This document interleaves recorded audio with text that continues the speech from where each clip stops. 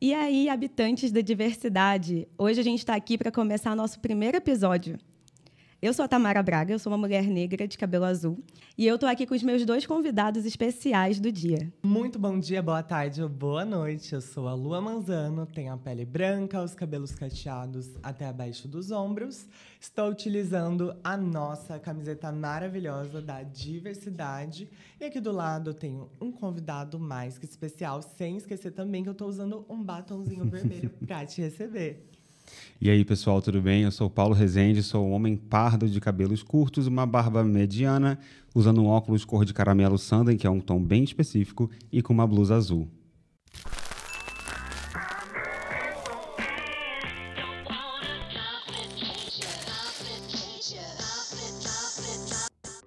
Hoje eu estou convidando vocês aqui para a gente bater um papo sobre um tema que a gente sempre discute muito, que é a lavagem da diversidade, que é muito conhecida como diversity washing.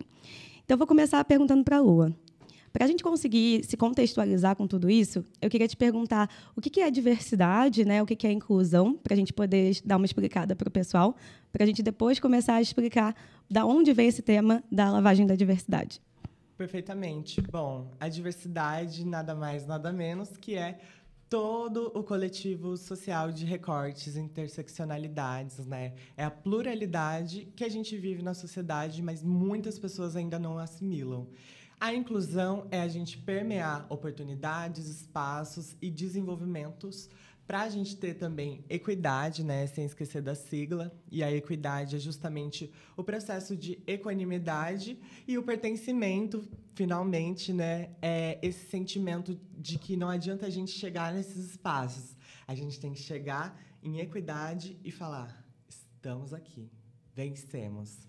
Então, eu acho que, basicamente, todo esse conceito é uma forma da gente trazer a nossa humanidade como base estrutural em todos os sentidos, né?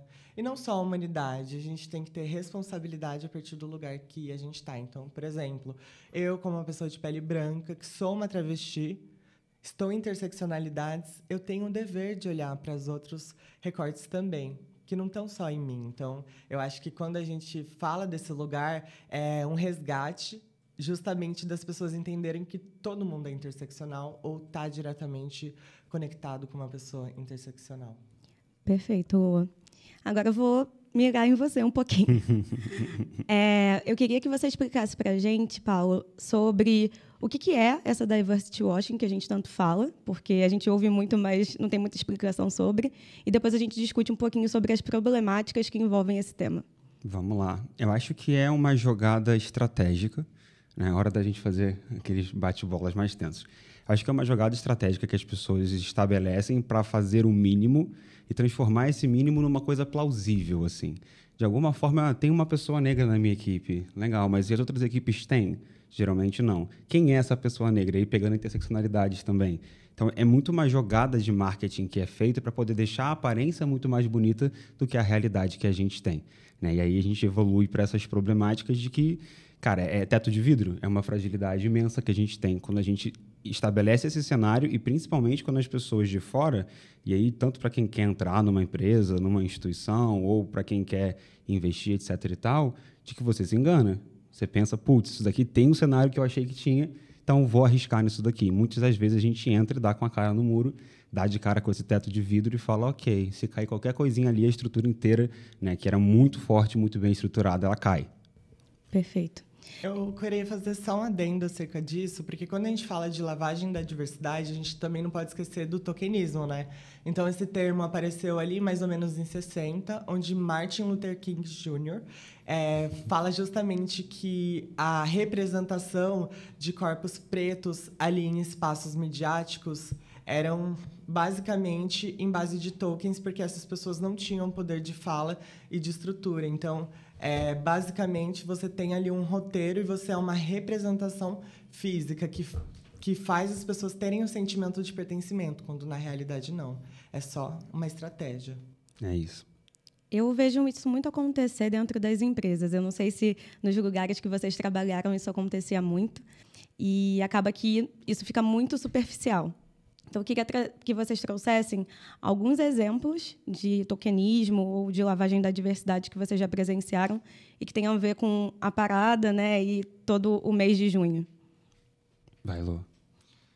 Bom, eu já passei por esses processos, né, diversas vezes, mas eu posso dar um exemplo, assim, na minha profissão, como uma pessoa que é palestrante, como uma pessoa que está em projetos em audiovisual, que é aquele básico, vamos trazer visibilidade para você, meu amor? A gente vai realmente ajudar você a ter mais visibilidade. E eu acho que a relativização do nosso trabalho começa nesse lugar, assim. A gente já é subjugado, colocado às margens, aí uma pessoa entende que a gente já trabalha com isso mesmo. Eu, por exemplo, já tenho uma marca pessoal bem definida, mas outras pessoas não, e acabam caindo nesse lugar de achar que estão realmente recebendo uma oportunidade para se desenvolver, mas, na verdade, elas estão sendo, assim, relativizadas a partir do seu profissional, né? Então, eu acredito que esse é um grande exemplo. Eu vou deixar os meus exemplos pessoais, assim, um pouco para o lado, porque eu acho que é justamente essa questão de como que a gente pode aproveitar a potência desse lugar, porque eu acredito que, por exemplo, empresas que estão iniciando agora esse processo de trazer, né, políticas, inserções, grupos de afinidade e dando oportunidades para a gente trabalhar, eu acho que está tudo bem, é um bom começo. Mas quando você utiliza só desses momentos pontuais para fazer justamente crescer no hype, que eu gosto de falar, a gente está falando de lavagem da diversidade. Muito bom. E você, Perfeito. Paulo, tem algum exemplo aí? Tem vários, né? Não tem advogado para me defender se eu falar todos, mas a gente tem exemplo. Eu acho que, nesse ponto, até falando do mês do orgulho que a gente vê muito essa questão do tokenismo, né? Todas as logos ficam coloridas, mas os casos que vão para compliance não são resolvidos. Eu gosto de usar muito essa analogia. Logo colorido não resolve problema, não emprega, não diminui o estrago de saúde mental que a gente passa nas empresas, seja experienciado pela gente mesmo ou de ver com outras pessoas. Então, esse tema gera muita polêmica para muita gente, né? Um tema sensível que ninguém quer falar, porque ninguém sabe como falar, ninguém sabe de onde vem o debate, onde ele está agora e para onde que ele vai. Então, novamente, por uma jogada estratégica, eles criam essa rede de apoio e todo mundo ama coisa colorida, todo mundo ama LGBT nesse mês, mas é só nesse mês. E todos os exemplos que a gente tem são de pessoas muito frustradas, porque as ações que tem nas empresas são mega escandalosas nesse momento, e em outros momentos elas são assim, invisíveis, são fantasminhas que 2 ou 3 pessoas cochicham pelo corredor tentando fazer isso acontecer. Então, acho que até o que ela falou de responsabilidade, a gente puxa para a gente, nós que somos pessoas de recorte, essa responsabilidade, a gente tenta fazer tudo se movimentar, e as coisas nem sempre se movimentam como a gente quer, porque a estrutura é muito mais forte que a gente. Então, em junho, a gente tem uma aberturazinha. Tudo bem, vai lá falar, pode fazer coisa, vamos dar adesivo colorido.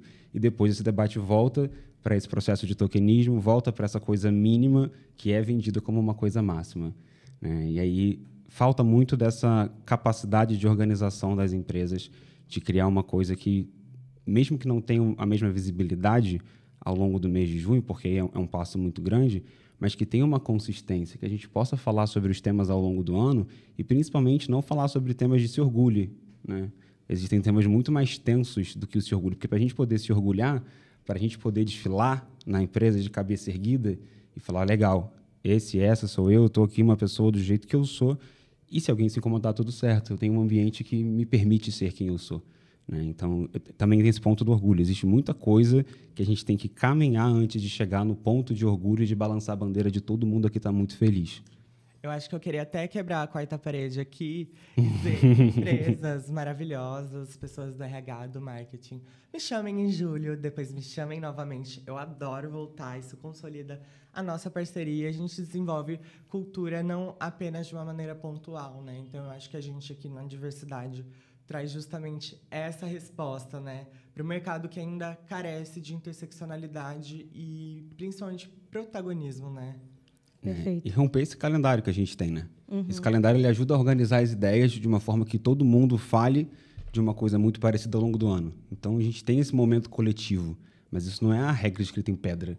Eu não vou falar só sobre a dificuldade de ser uma travesti num mês específico, porque a dificuldade está lá todo mês. Então, usar esse calendário como uma forma de organização coletiva, que a gente tem, todo mundo fala e todo mundo tem os eventos e tal, mas misturar tudo isso de alguma forma, de uma forma regular. Desnichar também. Desnichar. Falo sobre marca pessoal, falo sobre creator economy, faço curadoria, Exato. texto, muita coisa. E eu acho que a gente sair desse lugar também, de falar só sobre recorte, que eu acho que é tranquilo, acho que é importante fomentar financeiramente, a gente continuar esse movimento, porque a gente tem que promover a equidade a partir do lugar que a gente está, mas, paralelamente, a gente fala sobre muitas outras coisas, a gente cria projetos megalomaníacos. Por que eu, uma travesti, não posso fazer um comercial, sei lá, sobre carro, que não tem nenhuma pessoa trans? Então, tudo bem. Eu acho que a gente pode também utilizar dos nossos corpos de recorte para hackear outros espaços, outras áreas. Até mesmo uma pessoa trans trabalhando no chão de fábrica com um treinamento já estabelecido. Pô, como que essa pessoa vai afetar no consciente coletivo? Então, eu acho que o hackeamento está em todas as estruturas, né? E não só no nosso lugar de recorte. E isso super se conecta com o que a gente traz dentro da diversidade, né? Que é falar de diversidade de ponta a ponta, de verdade, e conectar todas as áreas que tangem a diversidade, de alguma forma, para que isso aconteça de uma forma mais orgânica.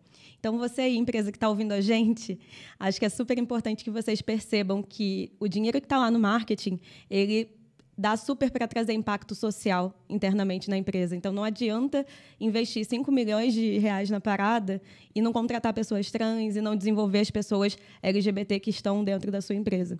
Então, acho que é super importante que a gente toque nisso, né? Acho que o nosso trabalho aqui é muito mais mostrar que diversidade não pode ficar só no RH, que a gente precisa trazer para os outros espaços e para as outras discussões, até para processos e produtos, né? Então, puxo outra pauta aqui com vocês, que é, não sei se vocês já perceberam, né? Mas chega em junho, todo mundo quer fazer um produto com a bandeira do arco-íris, né? O que vocês acham sobre isso? Eu já sou a própria bandeira, né? Então, eu não faço nenhuma questão. Às vezes, eu gosto de fazer uma make, assim, fazendo uma analogia. Mas, quando a gente produtiza um símbolo pensando no mercado, eu acho que isso é extremamente... É uma forma de indignificar a nossa história também, porque você acaba apagando corpos e usa uma simbologia para achar que tem esse pertencimento. Assim como eu disse no que Martin Luther King disse sobre o tokenismo. Então, você está tokenizando a partir de um produto tangível, porque na nova bandeira a gente tem a luta antirracista, através do preto e marrom, e a gente tem também o símbolo intersexo.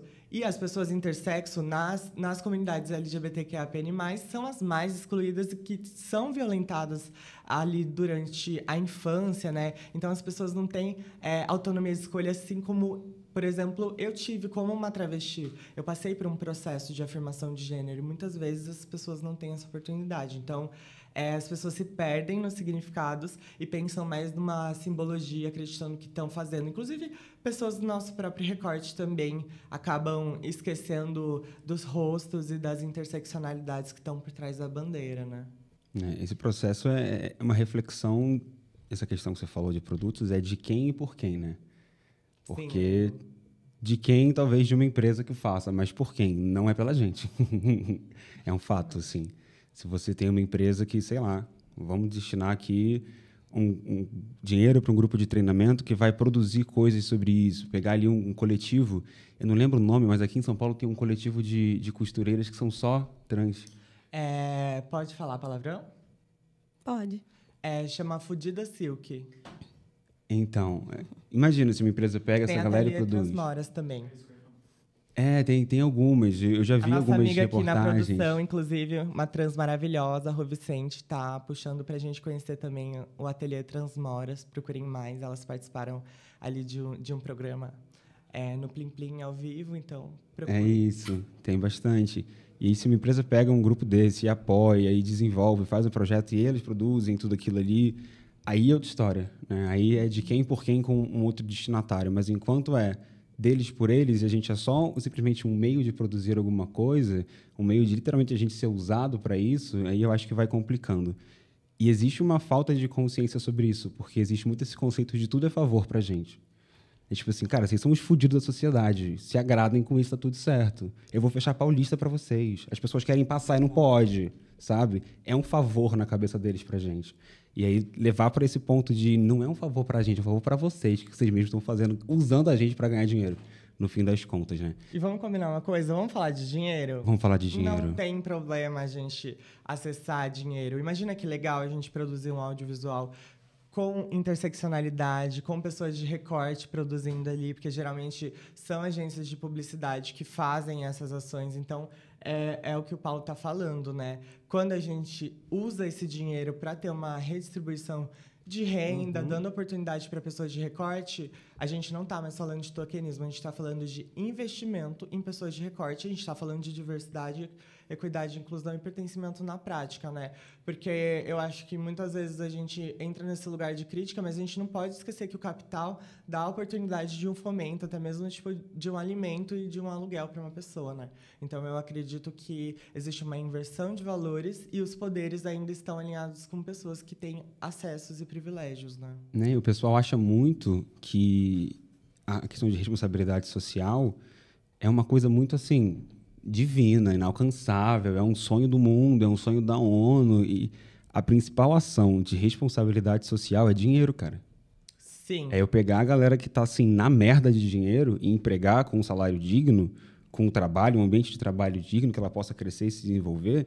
É isso que vai causar mudança. E existe muita gente que fala assim, a empresa não é o governo. O que tem que fazer isso é o governo. Questionávelzíssimo. Porém, ao mesmo tempo, quem tem muito mais poder de direcionar esse fluxo de dinheiro é a empresa. Se eu, enquanto um cara que é dono da empresa, falo assim, eu não quero saber, vocês vão contratar gente que é morador de rua, vão capacitar e tem dinheiro para tal coisa, vai fazer, acabou. Eu resolvo esse problema daquele grupo 900 mais vezes do que o governo seria capaz de fazer. Né? Então, é importante ter essa ideia de que não é a favor, não é uma coisa inalcançável, é uma coisa simples. E o dinheiro é o que viabiliza isso. É muito interessante que você puxou outros recortes sociais que não são trabalhados ainda em diversidade e inclusão nas empresas, né? Ou não são falados muito, né? Que é sobre pessoas que estão em situação de vulnerabilidade social, se reinserindo no mercado de trabalho, pessoas pós-reabilitadas, né?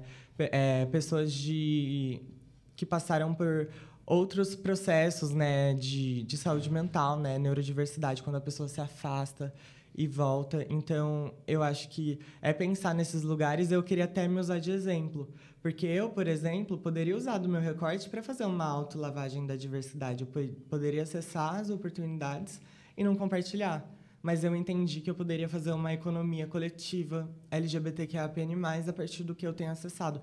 E eu acredito que isso é uma prosperidade no mercado, porque nunca faltou oportunidade, justamente por ser generosa e por entender que eu não preciso ser a única a subir. E eu acredito que você veio com essa ideia, tipo, Lua, vamos montar uma empresa, porque a gente sempre fez isso, sempre foi isso. E eu queria só quebrar o protocolo aqui para simplesmente homenagear a pessoa iluminada que você é. Você transforma tudo, Obrigada. Todos os lugares. E você me reconhecer e estar comigo nessa jornada é um dos melhores presentes, porque eu acho que a gente tem que respirar a vida, ser vida. Obrigada. Obrigada a você, Lua. Vai me Eu fazer quero chorar ficar já. Muito fã. A gente se encontrou de um jeito muito diferenciado, né? Então, acho que é super importante que a gente sempre proteja os nossos e é esse o caminho que a gente quer fazer aqui. Aí, conectando um pouquinho aqui para não chorar, eu queria trazer o assunto de por que não é caridade, né? Quando a gente fala sobre impacto social, rentabilidade, lucratividade nas empresas em relação à diversidade, é importante que a gente explique bastante para as empresas que você entender seus consumidores diversos é você ter representatividade no seu quadro de colaboradores. E isso é muito, muito importante que as empresas entendam, mas, ainda assim, elas têm muita dificuldade de entender. Então, eu queria que vocês falassem um pouquinho sobre isso. Dentro das empresas que eu já trabalhei, que foram muitas, eu percebia que, quanto mais a gente chegava no alto escalão, né, crescia na hierarquia, menos representatividade a gente tinha. E aí isso acaba atrapalhando, porque essas pessoas são as pessoas que têm o poder de tomada de decisão. Então, isso acaba atrapalhando os produtos, os serviços e tudo que é construído dentro dessa empresa. Então, eu queria ouvir de vocês um pouquinho sobre representatividade nesses ambientes, o que vocês acham e como que a gente pode ajudar a direcionar isso dentro das empresas. Eu acho que é higienismo social e ponto. Amei. E a gente tem que falar simplesmente dessa higienização que a gente acaba passando também, porque eu estava conversando com vocês antes da gente começar o episódio. Se eu tivesse acesso a referencial, eu poderia ter transicionado antes, afirmado meu gênero e ter virado chavinhas muito mais rápido. Então, a sociedade acaba higienizando a gente naturalmente. E eu queria que até o PF puxasse para além disso, desse ponto final que eu acho que as pessoas têm que procurar esse termo na internet, higienismo social. E é o que Tamara falou sobre a questão da nossa estrutura no diversidade, a estrutura do ser de ponta a ponta, da gente lutar pelos nossos, é uma coisa que os coletivos de pessoas, assim, real outcasts, assim, isolados da sociedade, não entenderam até hoje. Porque a galera que tem dinheiro da cúpula, eles entenderam isso. Eles jogam o jogo do nós por nós. E é por isso que quanto mais você sobe, mais difícil é para a gente acessar. Porque de nós para nós, cara, seu carro é de pobre, vai ter um HB20. Tem essa piada na internet, né? O carro de pobre é o HB20 para muitas pessoas. Gente. Né? Pois é. Então, eu acho que... seu carro tem várias rodas, né? Chiquérrimo. Busão. E aí eu acho que nessa questão de higienismo social entra muito a estruturação de um ego ferido, do porquê que eu sou melhor do que você e ponto, do porquê minha pele é mais bonita que a sua e ponto, né? E nada disso nunca foi definido em pedra. Tudo isso é construção social desde que o mundo é uma bola de fogo, assim, né? Então, levar esse ponto de por que a sociedade funciona assim? Por que essas pessoas fazem isso desse jeito? Por que enquanto umas pessoas passam fome, outras pessoas estão, assim, gastando dinheiro a rodo? Porque, de fato, não faz sentido. Se você parar para pensar racionalmente, não faz sentido, né? E aí é levar para essa galera que, tipo, preste bem atenção. Meritocracia, como você acredita, não existe, né? Se a galera que trabalha para você, e entra no ser um pouco mais técnico, humano é tecnologia, cara. Nós, enquanto pessoas, somos parte de uma tecnologia de produção. Por isso que hoje se fala tanto de gestão humanizada e tal, para entender que a galera quebra e, assim, você tem que cuidar dessa pessoa, porque senão você vai ter um prejuízo. Também estou orando porque é isso, porque dá prejuízo quando quebra, porque senão também não iria. E, a partir daí, falar que cuidar dessas pessoas e desenvolver essas pessoas e mudar os ambientes e mudar as campanhas, mudar as estruturas, não é caridade, não é favor. É cuidar do teu negócio. Né? E outro ponto da gente falar que é de ponta a ponta, diversidade não era para ser uma área. Né? E hoje a gente fala muito de diversidade de estratégia. De ponta a ponta da empresa, da campanha que você faz para todas as áreas do seu produto final, das pessoas que estão ali fazendo gestão de tecnologia que você usa. Tudo isso vira dinheiro no fim do dia. Tudo isso é rentável. Não que eles precisem de tão mais assim, mas é um argumento que a gente usa para poder falar, cara, você não está botando uma pessoa aqui para fazer favor, você está botando porque ela é boa. Se ela fosse incapaz, ninguém ia te falar para você botar ela ali dentro. Ah, mas aí me incomoda, o seu cabelo cacheado não é a cara da empresa. E aí a gente acha o problema. Então, quer dizer que você e os seus não gostam. Por quê? O que é essa pessoa para você? Ah, nossa, entrou a head de marketing agora é uma travesti. Puta que pariu. Como assim? Vai incomodar muita gente. Por que te incomoda? Ah, o banheiro não pode ser um banheiro unissex. Por quê? E aí, de porquê em porquê, a gente vai desconstruindo isso, tentando desconstruir, conseguindo às vezes, na cabeça dessas pessoas e trazendo essa explicação do higienismo social. Por que você só quer ver gente assim em tal lugar e gente assada em tal lugar? Por isso que eu falo que diversidade se faz com incômodo. A hora que eu não estou mais incomodada, tá tudo certo, tá tudo fluindo, né?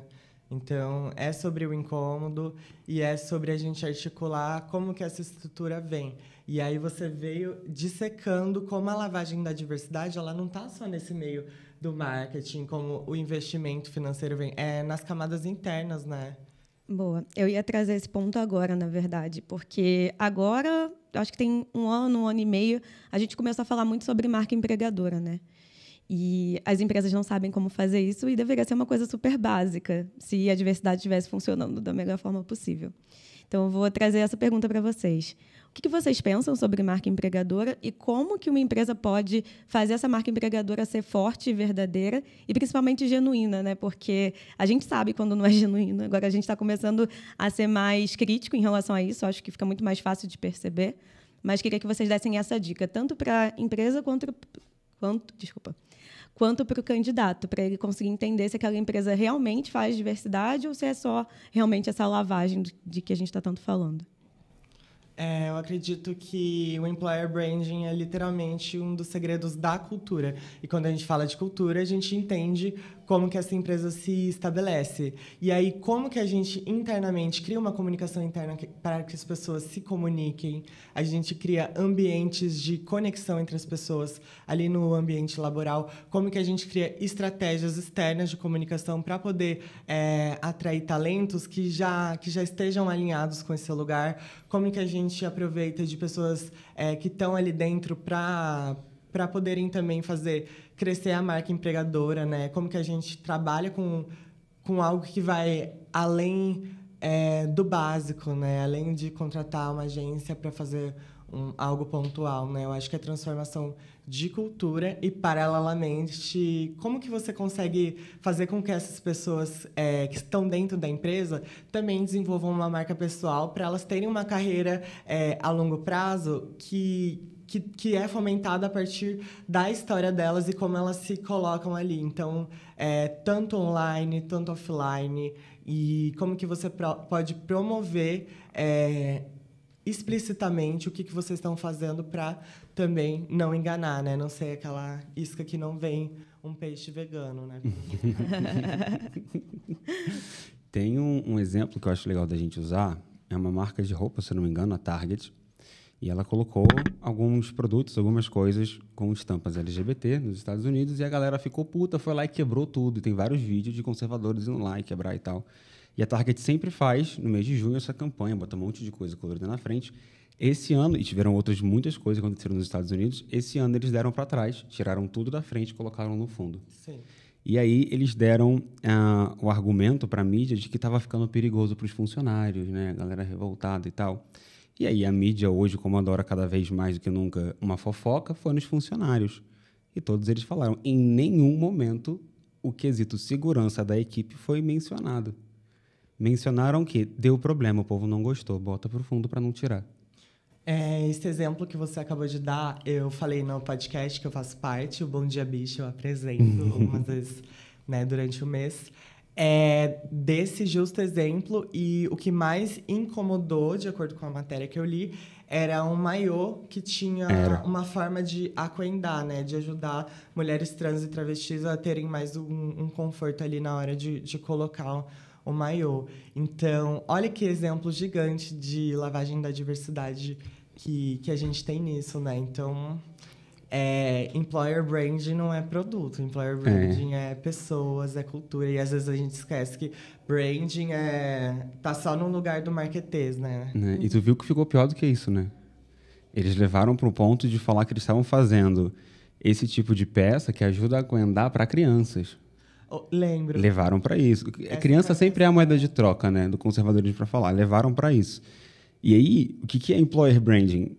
Queira você, goste você ou não, employer branding é a reputação da empresa. Absolutamente. Quando a empresa faz isso, e agora vaza esse detalhe, tipo, ninguém nunca comentou sobre a segurança da gente. Essa é a reputação que fica. A Bud Light também passou por isso, de dar uma manchada na reputação, e por aí vai milhões de outras coisas. Então, employer branding é o que as pessoas acham e falam sobre a sua empresa. De dentro para fora, né? Eu acho que isso é super importante, porque é muito fácil falar uma cultura, escrever uma cultura, difícil é viver isso no dia a dia. Uhum. E vamos combinar uma coisa? A gente arrasa na produção do employer branding, né? Somos os ícones, inclusive podemos estrelar o employer branding, né? Com essas executivas que também fazem, às vezes, um rolê de influência, né? É isso. E a gente manda bem nisso porque a gente tem esse olhar que vão passando por várias áreas, assim. Porque não é... Eu desenhar uma estratégia de employer branding, ela é 200% inútil se eu não tiver outras estratégias que façam aquilo se tornar realidade. Total. Nós somos uma empresa diversa e inclusiva. Cadê a prova? Porque quando você entra lá, fui enganado, entrei... Né? Vou até abrir uma cerveja agora de referência. Entrei. Eu entrei. Você dá de cara com, tipo, meu Deus, né? Isso aqui é quase uma Alemanha em 1945. É difícil. Você sai, você vai fazer questão de falar para Deus e o mundo que, ó, eles são bons de marketing. Mas, na realidade, não é. E aí o employer brand começa a ir se alterando. Porque vai da boca do povo, de um para um, de outro para outro. Vira a nossa fofoquinha corporativa. E aí chega um ponto que não importa quantos milhões você gasta em publicidade, não cola mais. Vai se queimar. A gente tem 300 mil comentários dizendo o contrário. Né? Então, mais fácil correr pelo certo, fazer direito, ter resultados positivos e transformar a cultura. E as pessoas que estão ali dentro se sentirem pertencentes. Porque é vitrine, você entra na loja, às vezes não é o que você queria. Exatamente. E do olhar de ponto de vista de marca pessoal, hoje em dia a gente tem esse processo de inversão. Né? As empresas querem ser mais humanas e os humanos querem ser mais empresa. A gente está nesse momento de trocar um pouco desse ciclo. Quando eu entro numa empresa e eu, enquanto Paulo, você enquanto Tamara, você enquanto Lua, participa de um projeto que sai uma grande merda, tu vai ter uma culpa no cartório. Falar, você viu que a Lua participou daquilo? A Lua fala tanto sobre o tema tal? Como assim? A Tamara é tão desenvolvida nesse ponto e saiu isso? Por que isso aconteceu? Então, acaba que a gente estar numa empresa que tem uma reputação ruim, hoje em dia mancha a nossa reputação total. Na hora da sua entrega, né? E não é nem o escopo que você trabalhou. Tenha você feito aquilo 100% ou não. Sim. Você vai estar com o seu nomezinho assinado. Então, é importante a gente ter esse processo de autoconhecimento enquanto pessoas, enquanto profissionais. O que eu faço, o que eu sou bom, o que eu aceito, o que eu não aceito. E projetar isso no futuro da carreira. Óbvio que tem um ponto. Posso trocar de emprego no momento? Né? Tenho condição? Tenho para onde ir? Tem esse questionamento. Se você não tem, é isso aí. Jesus te ama, eu também, mas vamos manter esse processo quanto der. Assim que der para trocar, eu tenho uma lista de coisas. E você perguntou como saber se uma empresa tem um bom employer brand, é uma empresa inclusiva. Conversar com pessoas de lá, analisar as ações que esse povo faz. Acho que isso é muito importante. E, assim, o que não falta na internet é comentário sobre as empresas. Aquela rede azul corporativa, manda uma mensagem para uma pessoa de recorte. E aí? Tenho interesse de trabalhar aí? Como que tá o clima, a organização? É isso, é perguntar e até para a gente estar preparado, né? Eu acho que, de uma visão social mesmo, pessoas que são de recorte não têm preparo emocional para enfrentar muita coisa. Seja porque não conhece como funciona, seja porque a gente não aprendeu estratégia de enfrentamento nossa vida inteira. Percebo vários déficits. A gente aprende assim, levando soco. Isso é verdade. Então, e aí conecta com a importância de trazer o tema da diversidade todos os dias, né? E uma técnica que eu percebi que fazia muito sentido era trazer conhecimento para os grupos de afinidade. E a gente não falou de grupo de afinidade ainda hoje, né? Aí eu queria trazer isso para vocês, assim, qual a importância de ter um grupo de afinidade dentro da empresa, como que isso acaba influenciando na marca empregadora e até na cultura mesmo da empresa, né? Acho que essa parte de trazer conhecimento para as pessoas que são de recorte é super importante, porque não dá para consertar a cultura inteira da noite para o dia. Então, é um trabalho paralelo, né? Uma hora você está lá fazendo o preparo da liderança para receber toda essa diversidade, mas você também tem que preparar a diversidade para estar dentro daquele espaço até que ele realmente fique inclusivo e diverso da forma que a gente quer. Perfeito. É importante trazer isso também. E é bom a gente lembrar, quando a gente fala de grupo de afinidade, nem todo mundo no grupo tem o mesmo conhecimento da coisa. Eu posso ser um homem gay homofóbico. Eu posso ser um bissexual ultramachista. E por aí vai. Então, é importante ter esse alinhamento de conteúdo, de levar conhecimento para dentro do grupo de afinidade, porque, de alguma forma, o grupo de afinidade é o braço que mais tem permeabilidade da área de diversidade. Porque eu vou ter uma galera de cada área e de várias diretorias diferentes, e aí eu consigo ecoar, de alguma forma, as ações com maior absorção pelas empresas. Pelas pessoas até, né? Tem algumas pessoas que vão ouvir eu ouvi uma história hoje de uma pessoa na reunião, eu queria muito te falar. E aí você conta a história e a pessoa fala, nossa, nunca imaginei que seria assim. Total. E só para fechar assim, com chave de ouro essa resposta, interseccionalizando também com lavagem da diversidade, eu recebi uma pergunta em uma palestra que eu dei sobre como ser autêntico e também interseccionando com o mercado de trabalho. Então, a pergunta foi, eu estou numa empresa que não é tão acolhedora para mim. Como que eu posso ser minha versão autêntica? Então, os grupos de afinidade estão aí justamente para as pessoas serem rede de apoio, se fortalecerem, Total. Mesmo que essa empresa faça a lavagem da diversidade, o diversity washing, porque para a gente é muito difícil chegar nas empresas e se manter. Então, muitas vezes é sobre sobrevivência e você eventualmente encontrar outra oportunidade que seja mais acolhedora. E, enquanto isso, você tem essa rede de apoio, de troca, que vai ter um desenvolvimento no futuro. Você não precisa querer se manter nesse lugar, mas você pode transformar a cultura e ter uma rede de apoio também. E esse ponto de rede de apoio é muito importante, cara. É muito importante. E aí, dentro desses encontros dos grupos, né, muitas das vezes as empresas usam para poder tirar conteúdo desses grupos para poder produzir conteúdo, coisas de marketing e tudo mais. Então, é muito importante também que a empresa entenda que o grupo é voluntário, né? Aquilo ali não é o trabalho daquelas pessoas. Então, é muito importante direcionar para essas pessoas esses tipos de treinamento. Como é que eu dou feedback? Como é que eu recebo feedback? Como que eu faço para estruturar meu plano de desenvolvimento individual? Que são coisas que a gente não aprende no nosso dia a dia, nem principalmente na nossa infância. Porque, normalmente, pessoas mais humildes não têm contato tão profundo assim com o mundo corporativo como as pessoas que já estão nele. Então, eu queria trazer esse conteúdo também, porque a gente também prepara, né, esses treinamentos corporativos e direciona essa capacidade de transformação e desenvolvimento dentro das suas carreiras. Então, acho que é importante falar sobre isso também. E agora, para fechar aqui o que a gente tem para falar, eu queria que vocês trouxessem bons exemplos sobre práticas que não são lavagem da diversidade. Empresas que vocês olham e que vocês percebem que realmente estão olhando para a diversidade, que estão se aprofundando no tema e que, principalmente, estão trazendo isso para a cultura do dia a dia. Vamos lá. Eu peguei alguns exemplos aqui. Primeiro ponto, a gente fez uma pesquisa para poder levantar nomes, né, sobre isso. E, assim, difícil.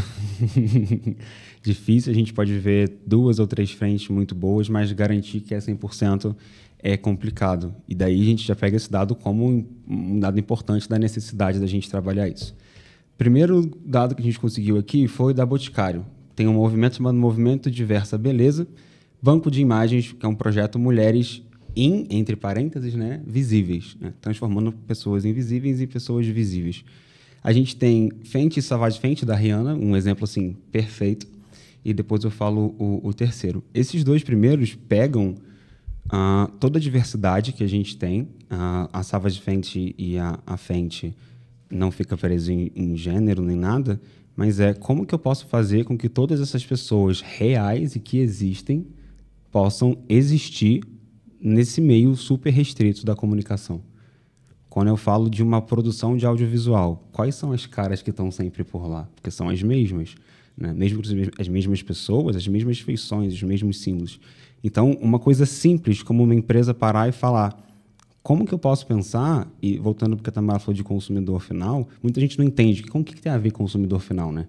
Voltando para consumidor final, como que essa pessoa vai olhar para a minha marca e talvez, mesmo meu produto sendo mais caro, o dobro, o triplo do preço, ela olha e aquilo tem uma conexão emocional com ela. Para ela faz um sentido muito maior.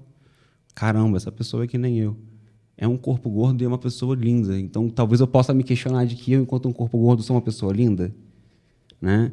O marketing, a publicidade, ela não tem a responsabilidade de fazer terapia para você, nem nada. Tem muita gente que leva para esse ponto. Mas é um ponto de pensar em questão comercial. Naturalizar corpos. Naturalizar corpos. Eu vou comprar o que eu me identifico com. Né? E aí, junto nesse processo, eu tenho esse possível gatilho de... talvez eu possa ser igual a essa pessoa. Você vê uma pessoa super retinta, assim, meu Deus, eu nunca vi isso em lugar nenhum. Que legal. Você vai pesquisar mais, você vê a história da pessoa. Cria-se um ciclo para essa galera como consumidor final. As marcas da Rihanna têm esse princípio de para todos os tipos de corpos e todos os tons de pele. Por isso que bombou tanto de uma vez só.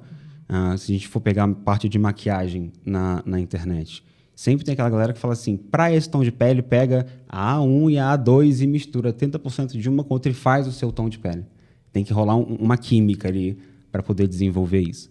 Né? E aí, quando a gente tem empresas que pensam, eu não vou fazer 5 tons de base, porque eu não tenho 5 tons de pessoa no mundo, e faz tudo aquilo que se adapte bem para todos os tipos de pele, você aumenta a possibilidade de consumo de um público final, porque eu vou ter muito mais pessoas que eu prefiro comprar essa do que comprar 3 dessa e misturar para fazer uma. É babado, eu já tive que misturar várias bases e muitas pessoas pretas de vários tons de pele têm que fazer isso. Várias amigas drags e artistas e até pessoas, tipo, que não trabalham com arte têm que misturar a base.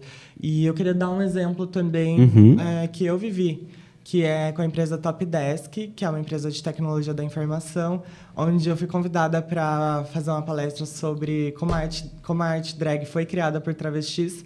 E depois eu fui falar sobre social selling. Então, a pessoa que está na direção lá é um homem gay, né? Um homem cis, gay, branco, que realmente entende a interseccionalidade e valoriza, que é o Guilherme Moraes. E eu acredito que os movimentos intencionais vêm de pessoas de recorte estando subindo, mas tendo a responsabilidade social. Então, eu acredito que não é só sobre as empresas, é sobre os movimentos que nós, pessoas que somos de recorte, estamos lá, estamos fazendo. Porque, no final das contas, o que as empresas querem é o lucro, mas como que a gente transforma a cultura sem fazer lavagem da diversidade e dando dinheiro para quem realmente faz acontecer, em vez de um coach aleatório? Acho que é isso. Muito bom. E a outra empresa, que era a terceira e virou a quarta, é a Microsoft. Eu confesso que eu não tenho muito contato com ninguém de lá, mas ela saiu em terceiro lugar numa lista de 500 empresas na Fortune. E aí o principal argumento que eles usaram foi que de uma pesquisa interna com todo mundo da Microsoft, 85,1% das pessoas que trabalham lá dentro concordaram. Então aí a gente já tem uma informação bem relevante. Você tem uma empresa que já tem um quadro, né? Eles apresentaram os dados lá, a partir dos dados das pessoas que eles levantaram essa questão de que são diversas, e ao mesmo tempo a galera de dentro concordou. Está aí um bom exemplo de employer branding. Eu digo que minha empresa é azul e ninguém me fala, não, sua empresa é verde. O povo confirma, sim, eu concordo. A empresa defende isso e realmente isso acontece aqui dentro. Então, vou usar disso para dar a minha dica, depois Lua e Tamara dão uma dica final. Eu acho que é importante a gente começar a pensar na opinião das pessoas como muito mais relevante do que a gente imagina. Porque se eu sou um CEO, numa estrutura normal, como a gente vive, né, o clássico, cara, eu estou cagando para a opinião de um assistente. Você não sabe o que é dirigir uma empresa. Você não sabe o que é a estratégia por trás de tudo isso. E o ponto é, ele não tem que saber. A função do assistente é estar bem, é estar trabalhando, é estar feliz. Se ele está falando que não está conseguindo, seja por qual motivo for, trabalhar e ficar bem, ficar feliz, essa informação é de suma relevância. Então, coletem informações, coletem dados do que vocês estão fazendo e como que isso se desenvolve, por quanto tempo isso continua vivo, como que as pessoas se sentem sobre isso. Porque ir das vozes da minha cabeça, ou igual a gente falou da culpa do nós por nós, vamos sentar aqui nós três, que somos pessoas muito ricas, e vamos concluir por todas as pessoas da empresa, é assim, 98% de chance de conseguir um erro gigantesco. Então, pensando em employer branding, em desenvolvimento, na lavagem da diversidade, escuta o que as pessoas têm a dizer. Porque, no fim do dia, são elas que fazem a empresa rodar. Mas eu sou o cara que cuida da estratégia da empresa inteira. Muito bem, você vai saber fazer por 900 mil pessoas sozinho? Não, você não vai. Então, você precisa ter esses dados, ter essas informações e descer um pouco das vozes da minha cabeça. Descer um pouco do, mas eu vi aquela outra empresa que fez e deu certo. Outra realidade completamente diferente. E a melhor forma de entender qual que é a sua realidade é assim. Vamos descer de ponta a ponta, por isso que a gente fala tanto isso, e coletar informações e dados para a gente ter insumo para fazer uma coisa que realmente funcione e que não seja só bonito numa tela. Perfeito. Vai trazer suas dicas, Lua? Eu vou dar uma dica muito, muito simplesinha, né? Eu sabia que, eventualmente, eu iria empreender. Então, a diversidade vem muito nesse lugar de ser um espaço e um ecossistema que promove com que o meu corpo e corpos interseccionais tenham uma reparação histórica sem a gente estar nesse lugar de moeda de troca como um escambo ou relativizando o nosso profissional. Eu, explicitamente, sou reconhecida no mercado de trabalho justamente por fazer acontecer, né? Já diria o Bruno Ferreira, a Lua faz acontecer e você também. Então, eu acho que a dica maior é observe e valorize profissionais como a gente que já estiveram em todas as estruturas e sabem jogar também com quem está na base e com quem está ali no auge, né? Ótimo.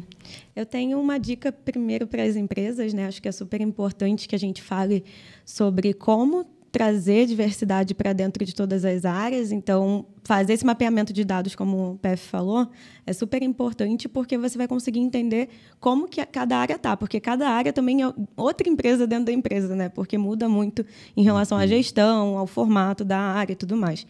Então, acho que é importante fazer essa análise e trazer... as pessoas da área, né? Exatamente. A gente fala de áreas mais restritinhas, assim. Porque hoje, se você for analisar uma área de marketing, é totalmente diferente de uma área de produção. Então, assim, como que você traz diversidades diferentes para dentro da sua área? Então, acho que isso é bom de observar. Fazer o censo demográfico é imprescindível para poder entender qualquer coisa. E, dentro desse censo, trazer todos esses dados que você falou, né? O que está acontecendo com essas pessoas, como elas estão vendo isso. E a dica para os candidatos, né, das empresas, quando você quer mudar de empresa, sua empresa não está muito boa, olhe para as pessoas que estão na empresa que você está tentando se candidatar, acho que é super importante. E também entenda se há uma área de diversidade dentro dessa empresa, porque isso também mostra muito a preocupação com o tema. Então, acho que é crucial saber se existem grupos de afinidade e se existe algum especialista de diversidade. Vamos concluir, então, agora? Vamos lá. Vamos super! Inclusive, vem com a diversidade, né? Eu acho que nós somos a resposta desse mercado que a gente quer ver e está promovendo.